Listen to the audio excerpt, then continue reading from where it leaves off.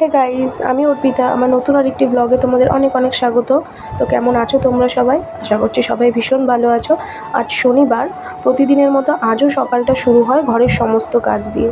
সংসারের ছোট বড় সব দায়িত্ব সামলে নিজের মানুষগুলোর খেয়াল রেখে তারপর বেরিয়ে পড়ি নিজের কাজের উদ্দেশ্যে। ক্লান্তি থাকে, তবুও জীবন তো থেমে থাকে না। প্রতিটি দিন নতুন করে লড়াই শেখায়, বাঁচতে শেখায় নতুন করে। কাজের ফাঁকে ফাঁকে যখন একটু সময় পাই, তখন চারপাশে প্রকৃতিকে দেখতে খুব ভাল লাগে। আর সেদিন এই স্কুলটায় গেছিলাম আমরা প্রোগ্রাম করতে। দেখো বাচ্চারা কি সুন্দর শান্তভাবে আমার ভয়েস শুনছিল, আমার কথা শুনছিল। এত ভাল লাগে এদের সাথে প্রোগ্রাম করতে। আর যখনই স্কুলে যাই না, আমাদের ছোটোবেলার কথা মনে পড়ে। কি সুন্দর আমরাও এরকম একসাথে যেতাম। কেউ আসলে তুই আসলে আমিও যাব, তুই না আসলে আমিও যাব না, এরকম একটা বন্ডিং সবার মধ্যেই। এখন খুব মিস করি দিনগুলো। যখনই স্কুলে যাই বা এদেরকে দেখি, তখন আমাদের কথাগুলো ভীষণভাবে মনে পড়ে। আর এদের সাথে 2-3জন গার্জেনও ছিল যারা বসে আমাদের কথা শুনছিল। আর অবশ্যই স্যারদের তো নিতেই হবে, কারণ আমরা কি প্রোগ্রাম করছি, ওদেরও একটা রেসপন্সিবিলিটি রয়েছে, কারণ বাচ্চাদের সুরক্ষা বলে কথা। তো যাই হোক, অনেক দিন স্কুলে যেতে যেতে সবার সাথে একটা ভালো আলাপ পরিচয়ও হয়ে যায়।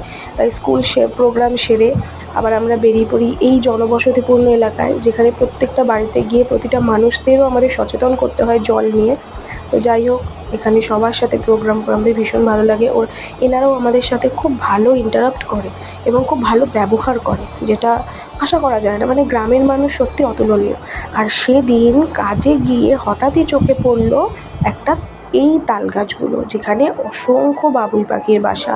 ছোট্ট একটা পাখি, কিন্তু তার পরিশ্রম আর নিখুঁত শিল্প যেন সত্যিই অবাক করার মতো।